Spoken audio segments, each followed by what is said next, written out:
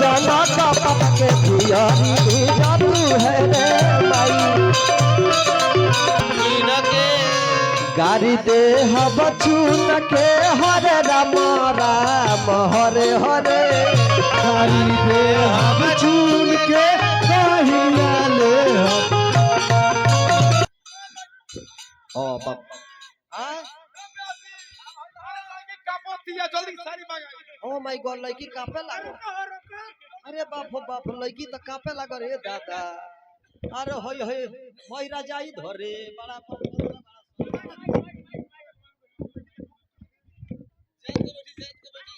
अरे जात के बैठलो कापतिया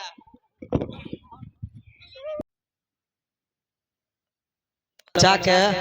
देखो दांत बा चुक्का मुक्का मारो तैसी सीढ़ियां करता न पड़ती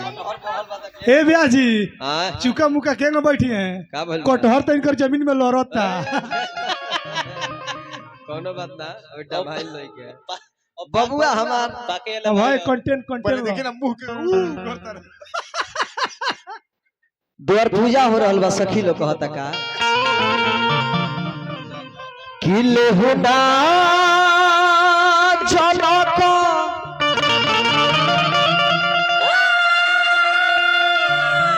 बापा धोतिया हाथ पानो के बीरा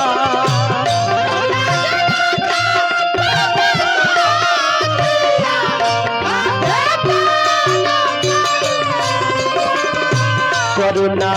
समभिया से बिनती सिरया जुनावाई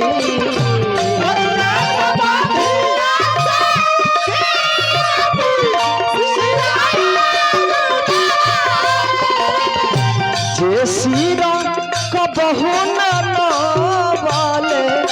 से हो बेटी नावाई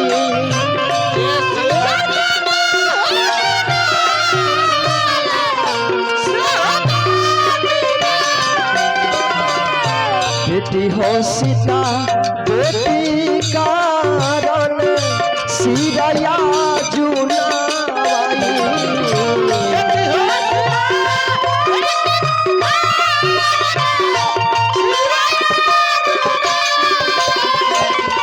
बेटी हो सीता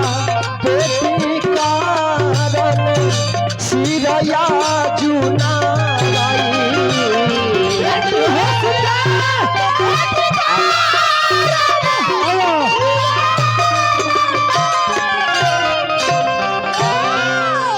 बहुत बहुत हजारों हजारों पुरस्कार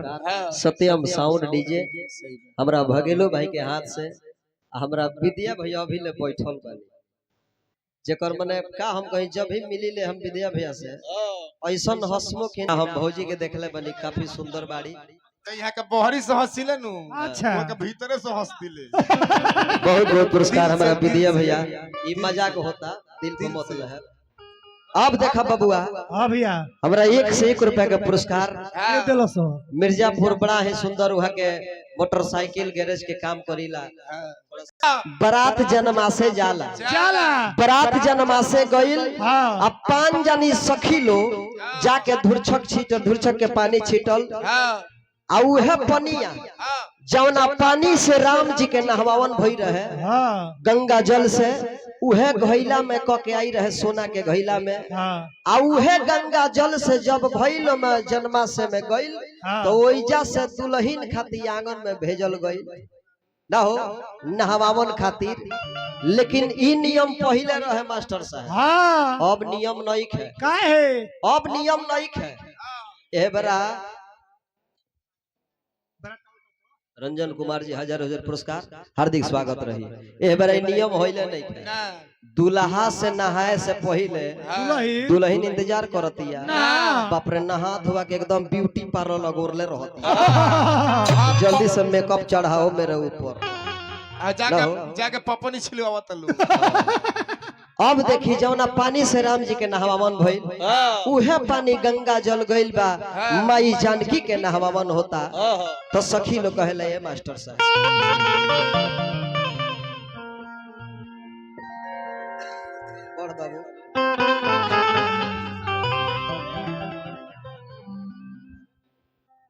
हाय हाय हाय माई जान के बैठल बड़ी नहवावन खातिर दूल्हा के ओनिए रह बुझ जही जन्मा से हो हां हाई दुल्हन के घर हो लेकिन नहा तरी अब बीच में एगो हेंगतिया एथी लगा दो बुझ जो हम आंगनबाड़ी बनी बीच में दूल्हा झोंकी हम दुल्हन नहाती है तनी बड़का स्टेन आ जाओ कहां बा बड़का स्टेन तनी एक बाल्टी पानी आ जाओ ओने पिछवा लुटाए नहीं खेलाऊ कत सा बुनिया नहीं खेलाऊ कत सा बुनिया अरे कैसे लेना आई है आमा तार होबा बुनिया तार होबा बुनिया। सीता जी के नहवावन होता कहाँ गइल स्टेनवा हो स्टेनवा ना मिलो देखो ना बड़का स्टेनवा तो हाँ बड़का स्टेन पगड़ी बांध के उठा लो किया रे मई बड़े बड़े बूंदावा पड़ा तू है रे मई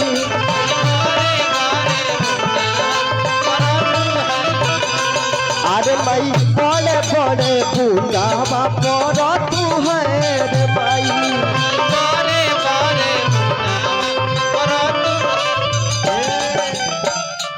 कहाँ बहती हो बाल्टी कहाँ बा बाल्टी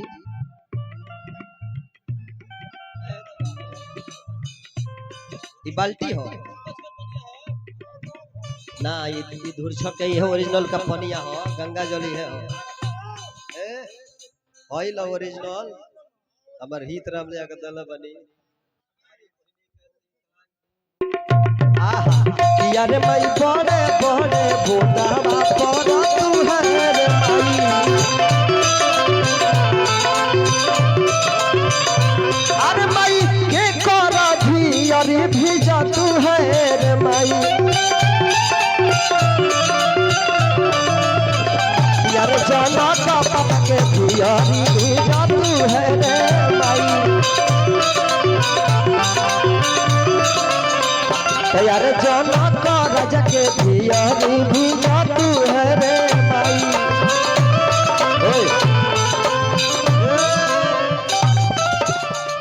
इहो सखी मन लली अब दोनों तोहू मन अपना अंदाज में अरे पति दोनों जने ना होला साबुन बना गइल बा शैम्पू आ गइल बा हैं? साबुन भी अरे साबुन भी तैयार है शैम्पू भी तैयार है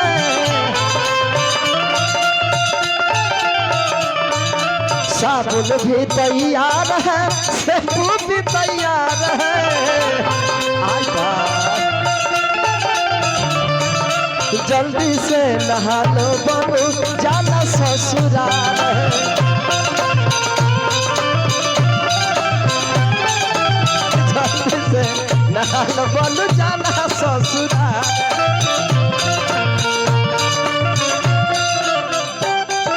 साबुन भी तैयार है शैम्पू भी तैयार है साबुन भी तैयार है शैम्पू भी तैयार है जल्दी से नहा लो बनू जाना ससुराल है हो गइल मैं छूट गइल जल्दी से नहा लो बनू जाना ससुराल है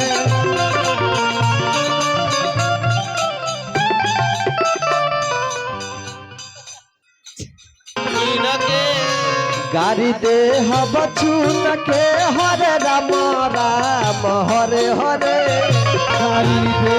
बचून के कहिया ले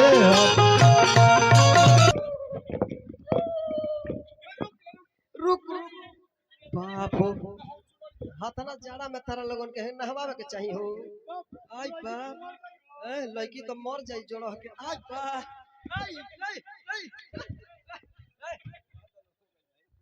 बाप हो बाप जल्दी जल्दी साड़ी भेजवा दी लोगन काहे कि केहू कर लड़की होके नहवा के अंगना छोड़े के चाही हालांकि पूजा पर चढ़ल होई हां कापतारी रे कापतारू अंडा खाइबू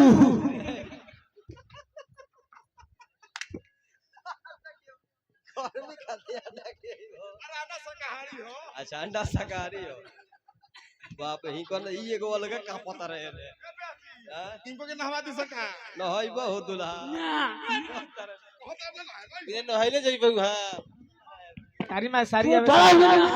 वो तो पोखरा में ना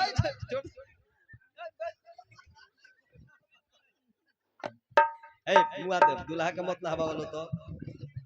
दुल्हा बुझाता उनका खाली कार्तिक मास से नहा ले रोज नहा ले दुल्हा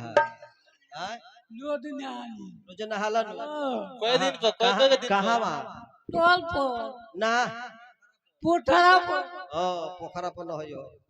जल्दी मंगाई तनी हम कमेटी से अनुरोध करब कि जल्दी एगो लुगा आवे ओए का होई लुगा हो लुगा का लड़की खापतिया कुदरा पर चढ़ावे के बाद अच्छा यार रहल बा बहुत लोग बा नजदीकी के अब देखी भइल का सीता जी के नहवावन हो गई मने तू लो सखी जो नहवा देले बाड़ू लोगन हमरा जरूर बुझाता जे बचपन में तू लो संग रहल बाड़ू उ जरूर तहरा लोगन से बीड़ी चोरा के पियले होई तबे तू लो बादला सधौलू हो नहवावन भइल अब भसुर लोग के बोलावल जाता है अंगना में गुरहथनी करे खातिर भूसुर ना भैंसुर भैंसुर भू मने भूमि और सुर मने देवता चुप रह बानर सुर मने देवता ना हो जे देवता समान हो अगर भसुर कहल जाला तो यानी भसुर जी आ रहल बानी तब बबुआ सखी लो स्वागत में गावता कैसे पहले के गीत देखी अलग होखे आ ये बेरा भसुर लो आंगन में जाता तो ये बेरा के सखी नौकी सखी लो ताहना गीत स्वागत में गा देता मोलू भाई कैसा जब भसुर बेचारा के हाड़ लागो रहता मांस कट के भूया गिर जाता मास चू गीत जाता कौन गावता लो कि तू तारा भसुरा ने छेड़ मारा अरे राखी छिटो अरे ना भोरा राखी ना छिटे राखी छिटा चाहे कह दो वाल्मीकि खा जा औरी कहे लालो तू तक दिया है जवानो भसुरा साला बारा चूतिया है जवानो जाओ ना भसुर के मन करे लगे 5 गो गहना अधि के चढ़ाई वो ठुलिए चढ़ा के भाग गया भसुर जी आंगन में आवतानी ते बरा के नौकी सखी लोग आवतानु पहले के हमनी के पूरन की काकी लोग आवे कैसे वो गीत में रस टप के कैसे बाबू हमार कि जब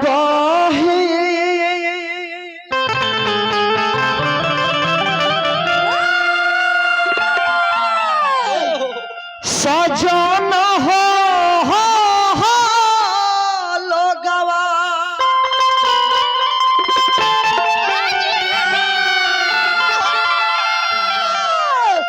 अरे आइले हो या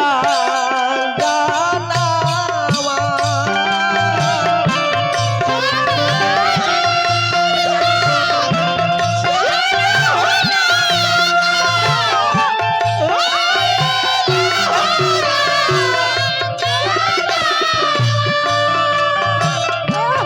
ओहो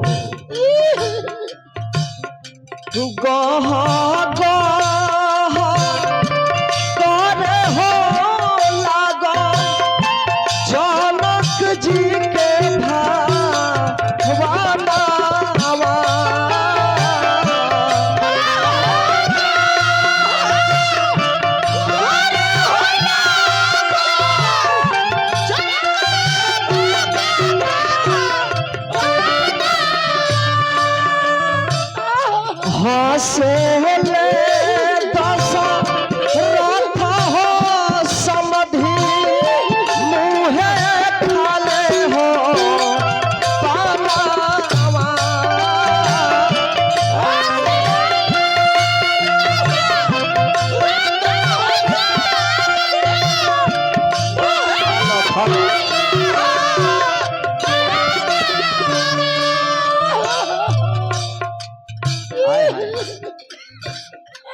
काढ़े ले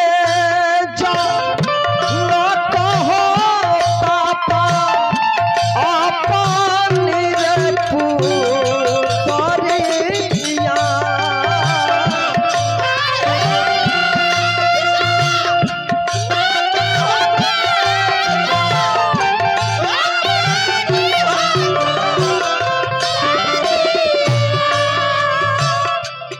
ओहो कबना पिछड़ा रखनिए समधि ऐसन सुंदर हो धियावा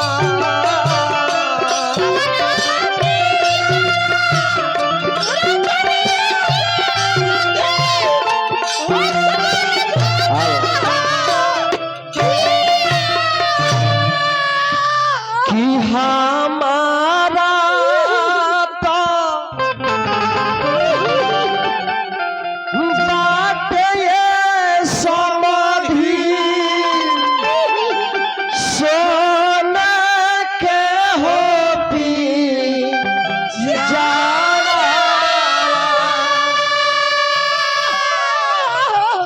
ओही पी जड़ा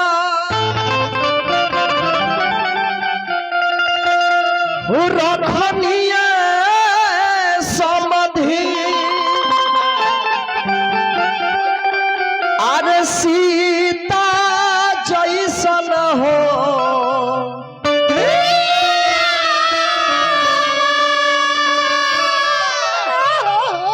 भसुर जी आंगन में आइल बनी अपन गहना उना लेके आइल बनी भसुर जी केना बड़े हो कोनो पुरान भसुर के ढोड़े पांच भाई आ जाए लोगन चलो हो लालो रोको भाई रोको अभी रंजीत पेटी ह पेटी और भाई पेट आई बाप गहना बा में आई बा गहना बा हैं आ शिकायत होता गहना चढ़ाला में ना चढ़ई बा तब शिकायत होई हां तनी और माग मारो में खेला करता रहो अच्छा फीटा कटवा कैसे काटे बाहू दांते फीता कटवावे के बा फीता भूलवा दी कच्ची दो हो दो ही कच्ची दो बुर्बक लोग कही जो हथौड़ी हो बुर्बक लोग कही हथौड़ी भसुर से सारी लोग मजाक करेला तो कोई दांते काटे के दांते काटे ओए साली लोग के दांते काट लो साली लोग के दांते काटो साली लोग के काटे के बाकी फीता काटे के बा ओए बताई ओए तू को जवान साल अरे ई साली काशी के हिरल है सो बताई है दूधू के जवान साली बारी सोन एगो कोरिया को भुवरे दिया लेकिन के खाए ला एज हो गइल फीता एक कोरिया भी एगो भुवर बिया हां कट गइल वाह वाह वाह बहुत सुंदर ताली ताली ताली अब तनी गहना पांच भाई आजा बढ़ जाए लोग बढ़े गहना वाला ए जी कोई भसुर के कढ़ाई चढ़ावे के ओम हरिओम नमः शांति भसुर जी के तो काछा लौकता देखो साली मजाक करता रे सब भसुर के पैंट फोड़ बतो भाई ओरिजिनल अरे हो कहो ए सखी भसुर जी के काल अटकल बा हो छेनी हो छेनी हथौड़ी हो मोबाइल बा गहना में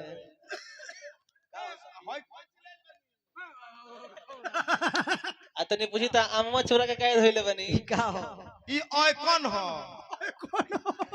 हई का हो मंटिका हो हई नया किस्म के आइल बा का होई घरी तो सखी लोग आवेला यही में आई कान फूल ली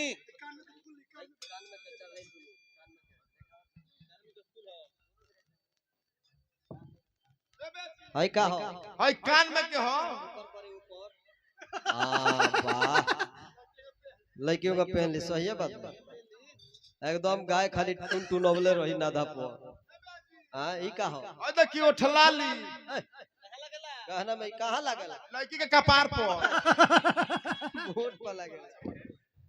बड़ा कुल होई का हो ई बेलाउडर है थी के दुल्हा साहब के हेलो हई नहीं जानो का होई ई नकबुला हो के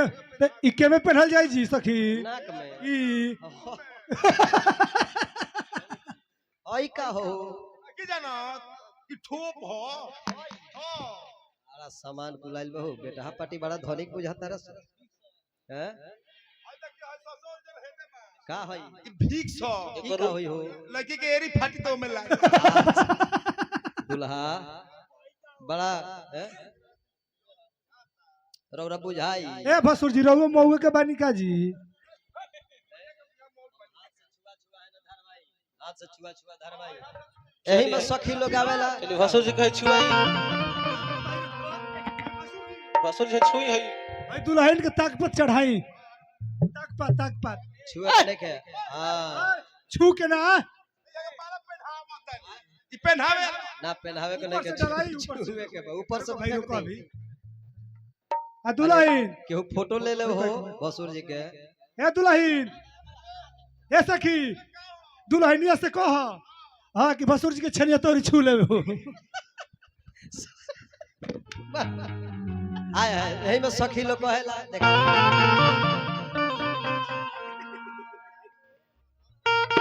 आय हाय मास्टर साहब यही में सखी लोग आवेला गाना चढ़त रहो तो गाना ले आइना भसुर डिबिया में मुन के गाना ले आइना भसुर डिबिया मुन के गहना ले आइला भसुर डिबिया में मुन के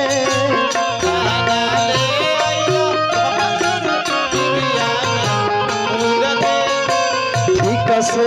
चढ़ावना तो गाड़ी दे हम चुन के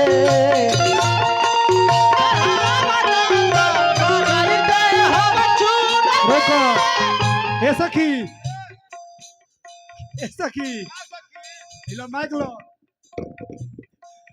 सखी का सखी पूछा था भसुर जी का मैदान में खेल लागो ए जी रो कुछ खाए ए जी भसुर जी ए भसुर जी बोली ना ए भसुर जी ऊख चिवड़ा खाए ऊख चिवड़ा चाहे बेले चिवड़ा खिया ए सुनिए सखी का हो भसुर जी उखसियो ना खाए हां तो बेल चिवड़ा खिया दी ना बकरी जोन लड़ी के घुघुड़ी बानू हाँ। वो भसुर जी के नाश्ता में दो अरे गाड़ी दे हम चुन के हरे रामा राम हरे हरे गाड़ी दे हम चुन के बाहिनिया ले ठीक से चढ़ावना तो गाड़ी दे हम चुन के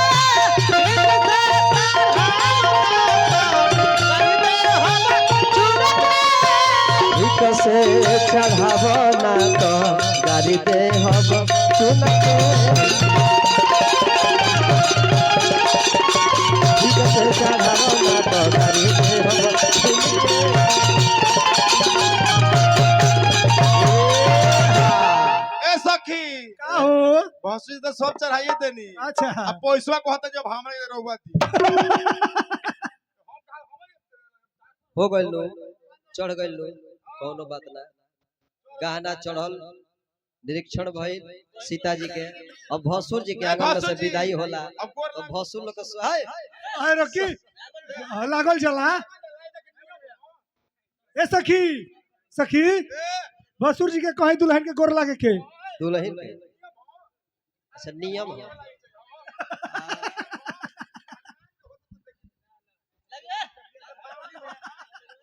ए मिसी हां धन्य कहत लो सखी के मन में तो लागली लागली अच्छा नियम जाय होता दी है। साली लोग के खुश रखल जाला का हो जाइए से भाई भसुर जी के स्वागत में सखी लोग आ ई हा बात तो साल धीरे धीरे भसुर जी के नवा के झाड़ दो मारो में से निकली ना तो ऊपर भरल बा नीचे हो अरे भर धीरे से देली। भसुर जी के निवरा के झाड़ दो